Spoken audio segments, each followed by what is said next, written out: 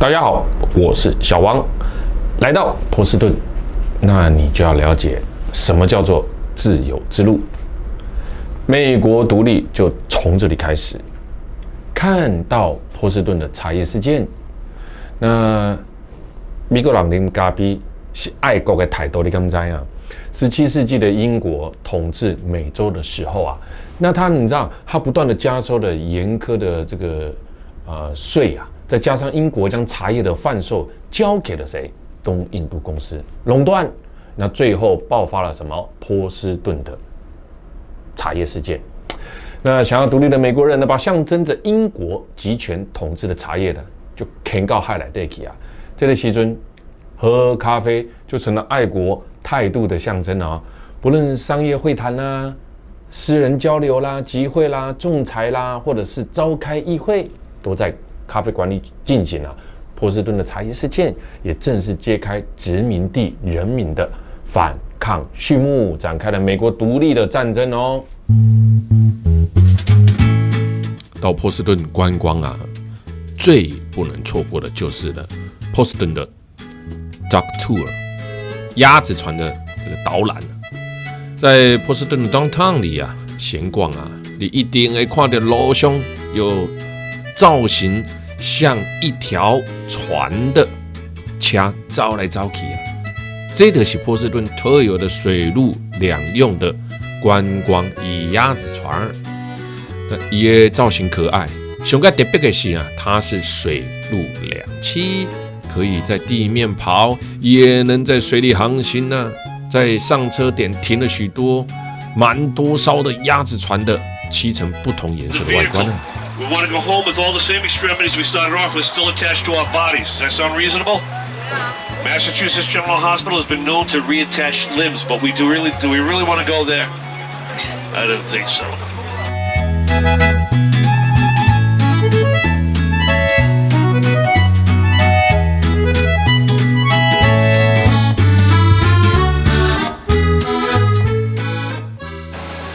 It's always a bad sign for us when we see school buses, right? Yep. Yeah. What are you gonna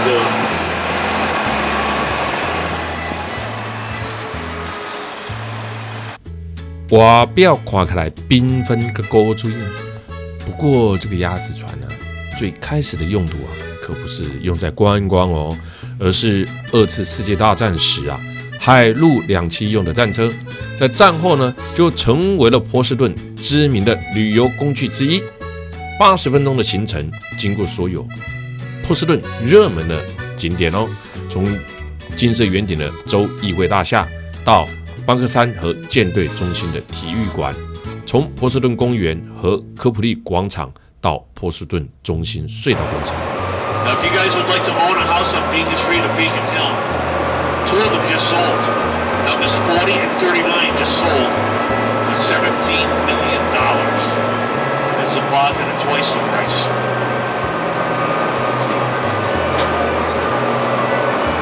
There's a carousel down the bottom of the carousels. If that thing was mine, I'd hook that up to a V8 engine. I'd have that thing buzzing like a buzzsaw. Be like a big giant kid sprinkler. The kids would be shooting off the thing. Boom, boom, boom. Centrifugal force is a lot of fun if you know how to apply. 这说也很奇妙，同样是鸭子船，那为什么波士顿可以收台币1000多块一趟啊？搭完之后啊，你会发现啊，这个服务啊，真的值得更高的价格，物超所值，还觉得它太便宜了。从头到尾带有美式幽默的讲解，绝无冷场，精彩个好笑啊！重点是啊，讲英文听不懂而已啊，那没关系啊，别人笑，嘿，那我们也跟着笑。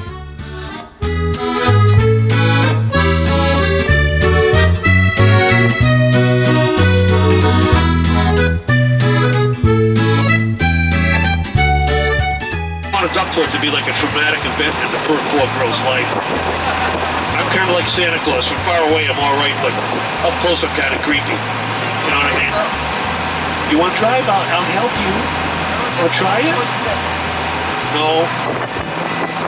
It's not every day you get a chance to drive a duck boat on the Charles River. No, she's too nervous. Don't force her. Don't force her.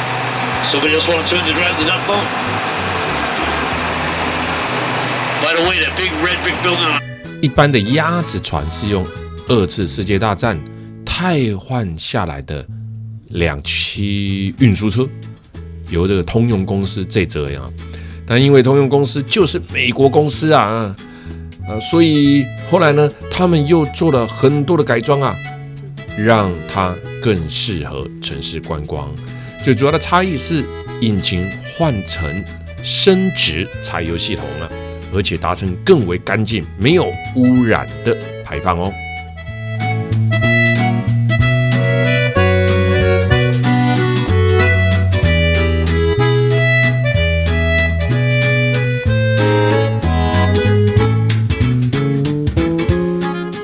美国革命期间，许多重要的事件的发源地在波士顿。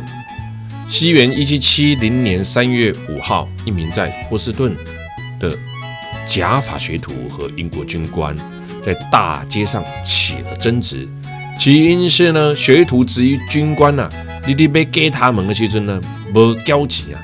军官的部下呢，为了长官抱不平当手打伤了那个假法学徒啊。这一场原本不是什么大事的争执却引来了愤怒的围观民众，对英军投掷石块。英军情急之下向群众开火，杀死了5个平民这一场失控的冲突史称波士顿大屠杀。那波士顿大屠杀呢，当时的民愤其实只是冰山一角。我前面讲的波士顿的茶叶事件，将342箱的茶叶全数都丢进波士顿的港湾之中。1775年正式爆发了冲突，打响了美国独立战争的第一枪。1776年7月4号，北美13个殖民地在费城联合签署了独立宣言。这些在波士顿发生的历史事件，每一起都是把美国推向独立战争的重要导火线。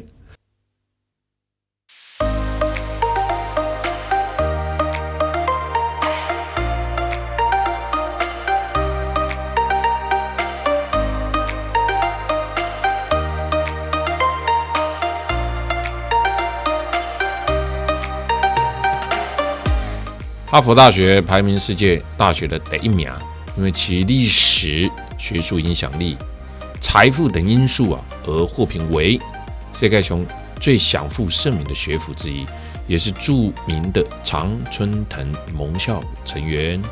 哈佛的收生以非常困难见称只有成绩优秀是不太会被录取的学生要用文章表现出成绩外的优秀和发展性。哈佛铜像系美国最有名的雕刻家丹尼尔铜像的开配鞋头非常的光亮因为哈佛的学生认为没有喝温你一定要去摸一下铜像的鞋头许多的这个游客也是入境问熟的摸它一下，不乖鞋头会光亮如新这源自于1990年代一些导游将哈佛的一个学生传统告诉来参观的人们据说科技之景摸摸这个哈佛的鞋子那可以带来好运哦。于是这就成了哈佛参观的游客争相仿效的必备节目之一以至于今天贵的铜像仅有哈佛的一只脚金光闪闪那哈佛学生还流传一个怪招就是要毕业以前一定要在这个铜像旁边小便一次所以不知道参观的游客你有没有闻到一股尿骚味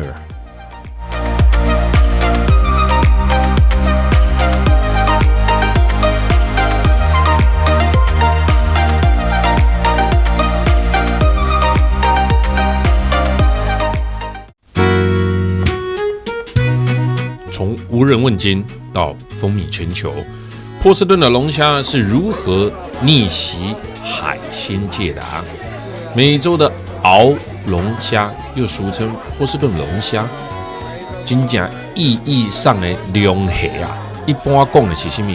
龙虾这个物种啊，而美洲的鳌龙虾其实并不属于龙虾哦。美洲的鳌龙虾主要分布于大西洋的北美洲海岸、加拿大、纽芬兰、拉布拉多和美国的缅因州。这么大，这么大的龙虾，小心它在滴啊！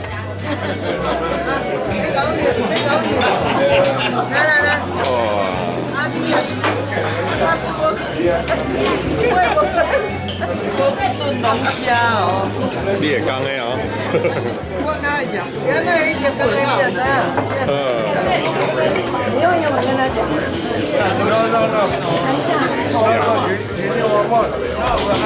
你的还没来。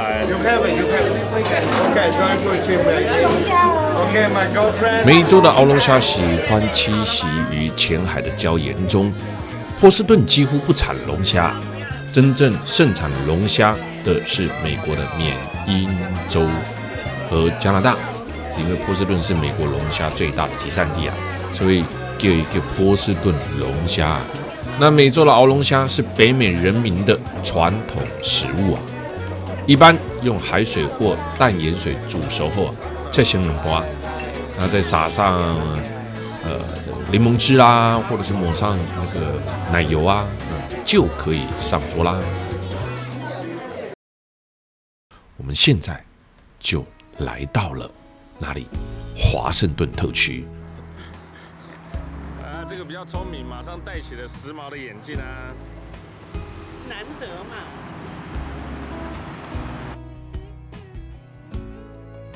1809年的世界并不太平，拿破仑在欧洲制造风云，清朝的嘉靖皇帝继续闭关锁国。日本那的时阵较低调啊，对外的态度是人家不犯我，我不犯人家。这一年的2月12号，美国一个荒凉的肯塔基州农场里，诞生了一个名叫亚伯拉罕的小男孩。长大后呢，亚伯拉罕呢独自一个人呢离开家乡，外出谋生。22岁那一年，做水手的亚伯拉罕路过美国南方城市纽奥良的奴隶拍卖市场，他看到一排排的黑人奴隶戴着脚镣手铐，站在那里被奴隶的主人们毒打虐待，他被惊呆了，心里呢暗暗的发誓，以后若有机会，一定要把这罪恶的奴隶制度彻底的打垮。然而奴隶制度尚未被打垮，他自己却失业了。那一年是1832年，23岁的他突发奇想，决定利用失业的这段时间，全心的去竞选议员，但他失败了。1838年，他竞选州长，而落选了。1843年，他竞选国会议员，又失败了。1860年的亚伯拉罕已经52岁了，但他还没有放弃自己的梦想。这时，一位11岁的小女孩克瑞斯偶然呢看到了亚伯拉罕的画像，立即给他写信说：“我有4个哥哥，有2个愿意投你的票，你爱老吹秋啊！我会让另外2个哥哥也投你一票。你太瘦了，留了胡子会英俊许多啊。”他的全名叫亚伯拉罕·林肯，前者是他本人的名字，后者为家族名。成为了总统以后，都以林肯一名传世。此后，总统林肯领导的美国人民打赢了南北内战，废除了奴隶制度。美国政治家、思想家、共和党人，美国第16任美国总统，黑人奴隶的废除者。1862年的9月22号，美国南北战争期间，林肯发表了解放黑奴的宣言，宣布自1863年的1月1号起，废除叛乱各州的奴隶制，奴隶将成为自由人。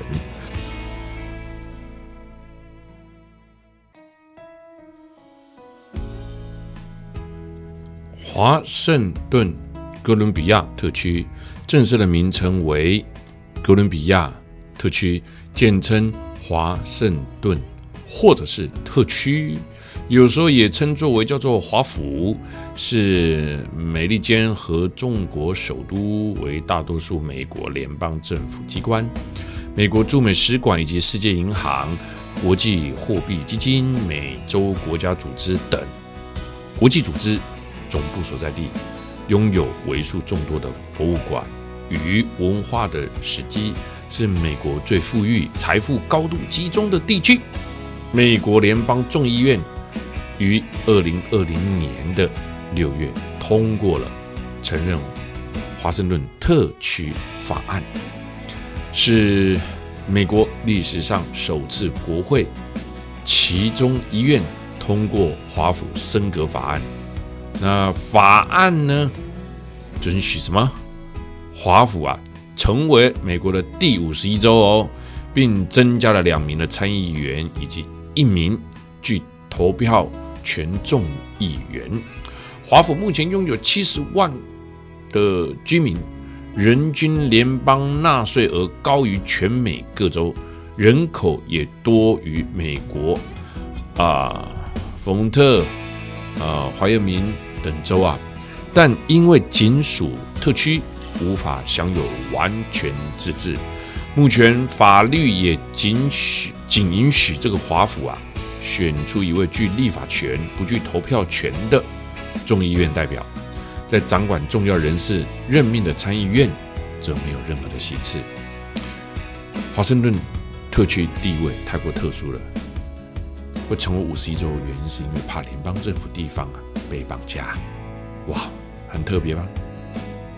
世界权力的中心每一次看到白宫我就会想到台湾鸿海的董事长郭董进到白宫的那个画面当时看到那个画面是还蛮感动的因为是我们台湾的人进到里面去了。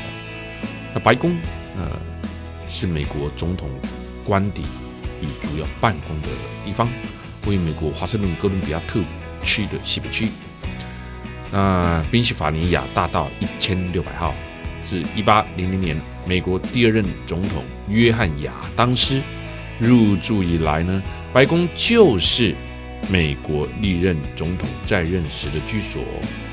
白宫由爱尔兰裔建筑师詹姆斯来设计，工程期呢，1792年一直到1800年今天的白宫的建筑群包括了行政官邸、西厢、东厢，还有艾森豪威尔行政大楼与这个布莱尔宫等建物那行政官邸共有5层白宫是美国国家的遗产，它的产权呢属于美国国家公园管理局，是总统公园的一部分。2007年，美国白宫获选为美国建筑师学会评选为美国最喜爱的建筑第2名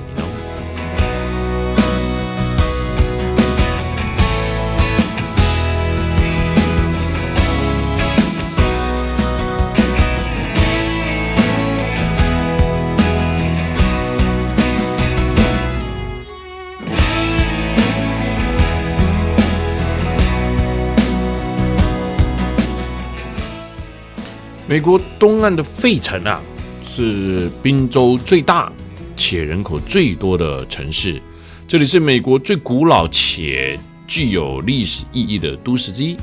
费城在美国独立战争时是独立运动的核心之都其中独立宣言以及美国宪法都是在费城市的独立厅拟定并签署。我们现在来到了费城的美国独立纪念馆。美国最有名的独立宣言就是在独立厅里签署的。1776年的7月4号，大陆会议美利坚13个联合邦一致通过此项宣言。费城，一个充满文艺气息并拥有美丽街道的城市。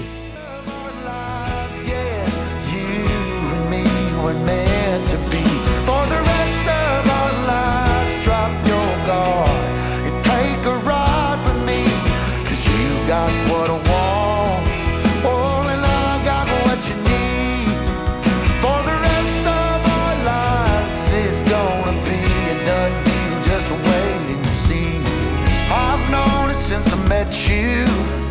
This love, it was a breakthrough. For the rest of our days, we'll be everything we want to be.